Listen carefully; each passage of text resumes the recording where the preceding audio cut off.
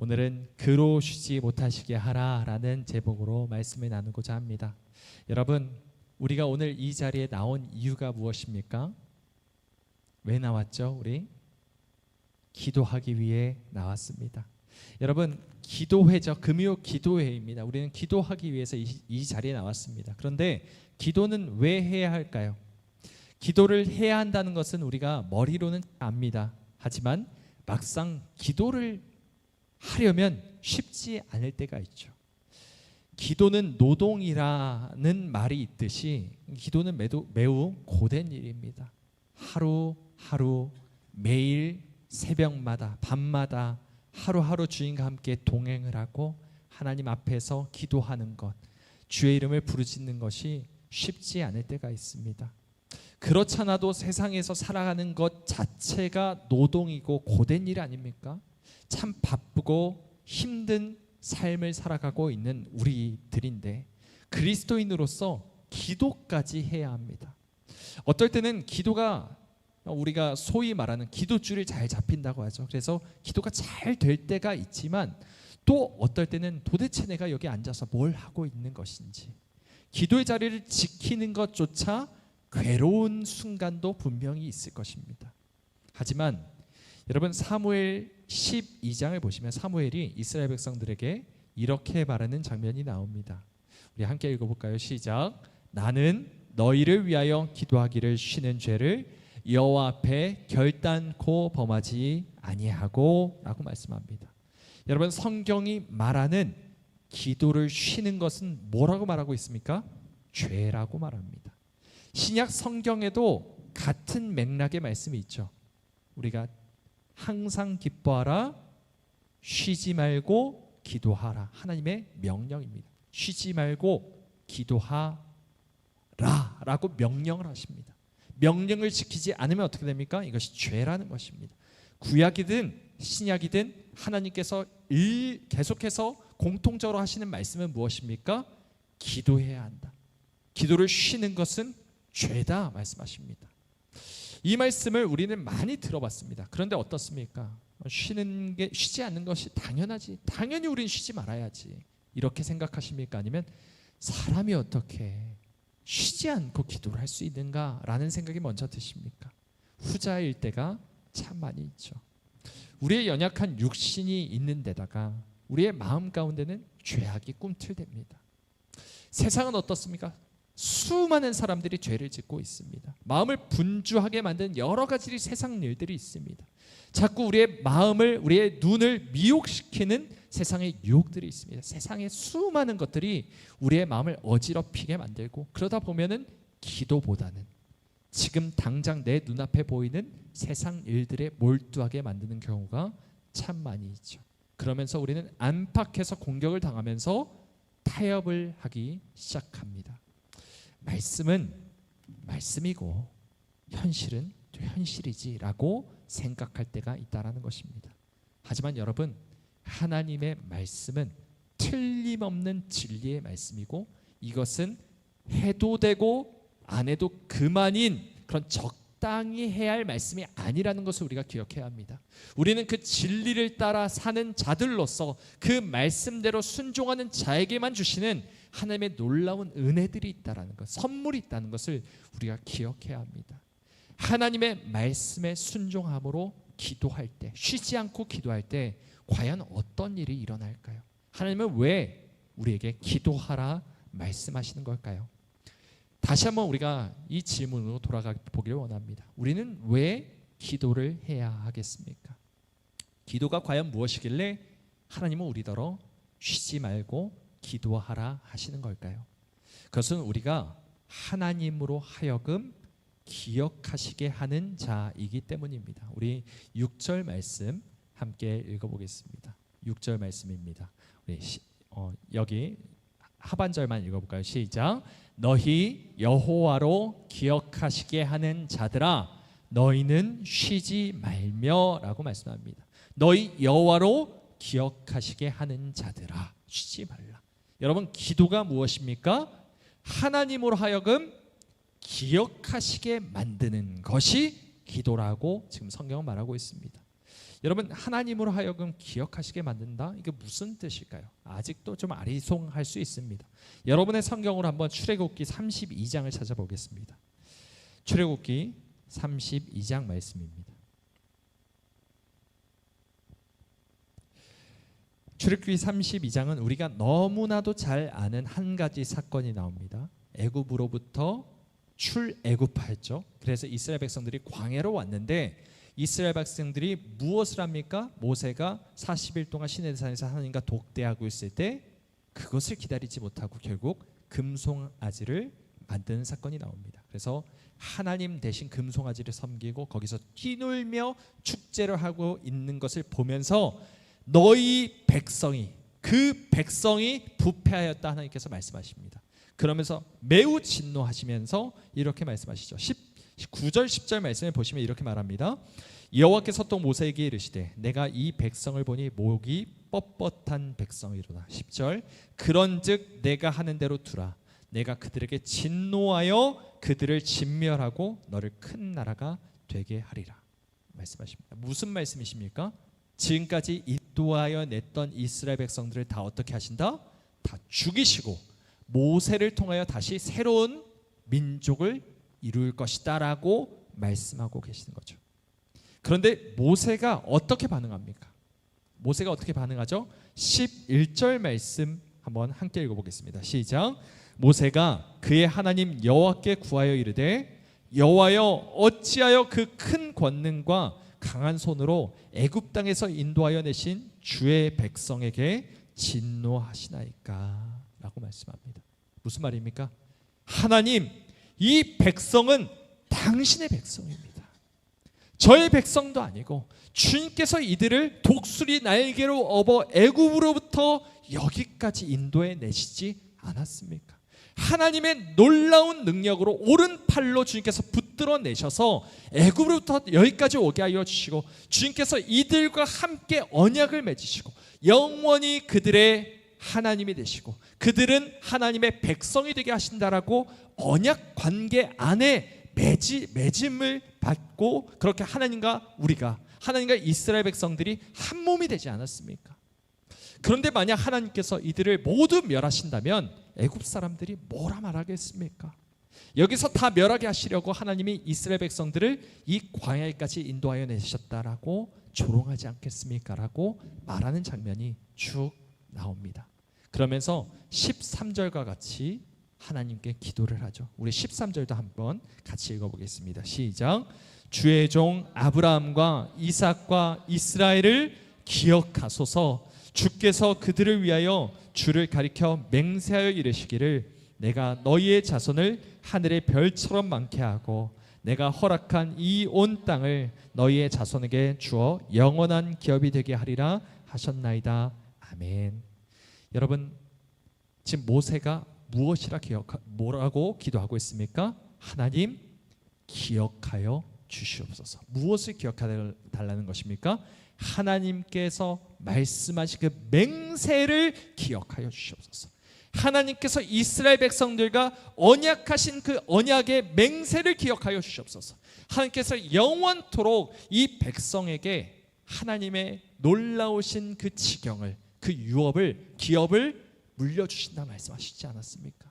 이들을 가나안 땅으로 인도하여 내신다 말씀하시지 않았습니까? 하나님의 언약을 기억하시고 이들을 구원하여 주시옵소서라고 기도하고 있는 것입니다. 여러분, 하나님께서 모르셔서 이렇게 흥분하시면서 다 진멸하시겠다 말씀하신 것일까요? 그렇지 않습니다. 하나님께서 모세보다 악하신 분이십니까? 하나님의 사랑이 모세보다 부족하기 때문에 이렇게 진노하신 것일까요? 절대로 그럴 수 없습니다. 여러분, 모세를 불러내시고 변화시키시고 훈련시키셔서 이스라엘의 지도자가 되게 하시고 이와 같은 놀라운 기도를 하게 하신 것이 누구십니까? 바로 하나님이시라는 것이죠. 그러나 새벽에도 제가 말씀드렸던 것처럼 하나님은 홀로 일하시는 분이 아니십니다. 하나님은 우리와 함께 동행하기를 원하시고 우리와 함께 동역하기를 원하시는 분이십니다.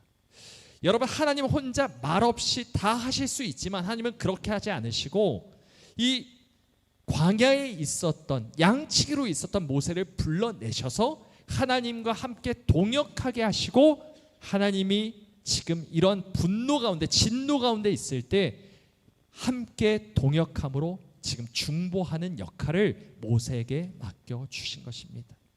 여러분, 하나님께서 우리에게 주신 사명은 마치 모세와 같이 하나님으로 하여금 그가 하신 언약을, 그가 하신 맹세를 기억하게 하는 것이라는 것이죠.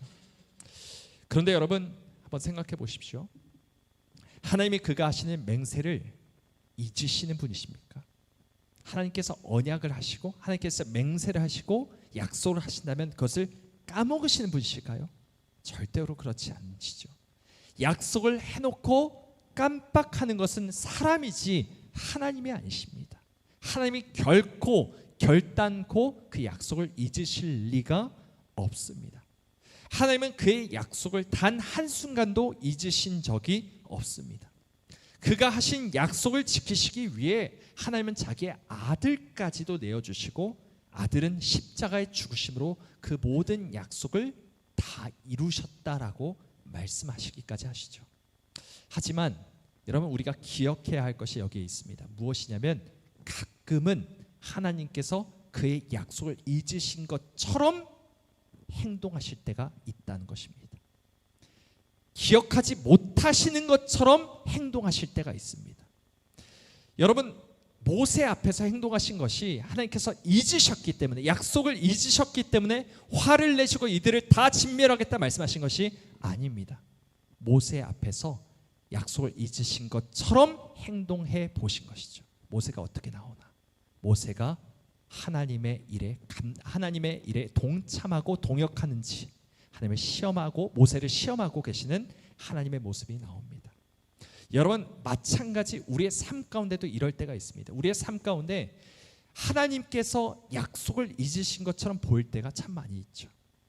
하나님은 분명 내 평생의 선하심과 인자심이 반드시 나를 따르리니 내가 여호와의 집에 영원히 살리로다 라고 고백하게 하셨는데, 어떨 때는 보면 어떻게 하십니까? 사망의 음침한 골짜기를 통과하게 하실 때가 있다는 것입니다. 하나님은 보이지 않습니다. 약속이 잊혀진 것처럼 보일 때가 있습니다. 우리의 삶 가운데 버려진 것 같은 아주 심연의 아주 고통과 고난의 순간들이 도무지 이해가 안 되는 순간들이 있다라는 것입니다. 여러분, 그래서 시편 기자 역시도 이런 고백을 합니다. 시편 77편도 함께 찾아보길 원합니다. 시편 77편입니다. 시편 77편 858페이지 정도 있습니다. 구약성경 858페이지. 시편 77편 7절에서 9절 말씀을 보시면 뭐라고 말씀하시는지, 뭐라고 말하는지, 이 성도가 하나님이 안 보여서, 하나님의 약속이 안 보여서 낙심하며 하는 되뇌이는 절망의 기도입니다. 뭐라고 말하냐? 주께서 영원히 버리실까? 다시는 은혜를 베풀지 아니하실까? 그의 인자하심은 영원히 끝났는가? 그의 약속하심도 영구히 패하였는가? 약속하심을 잊으셨는가? 이런 뜻이죠. 하나님이 그가 베푸실 은혜를 잊으셨는가? 노하심으로 그가 베푸실 긍휼을 그치셨는가 하였나이다. 이렇게 고백했다는 겁니다. 하나님, 저를 잊으셨습니까? 하나님, 저를 버리셨습니까? 하나님, 저와 하신 약속과 그 맹세를 다 잊으신 것입니까?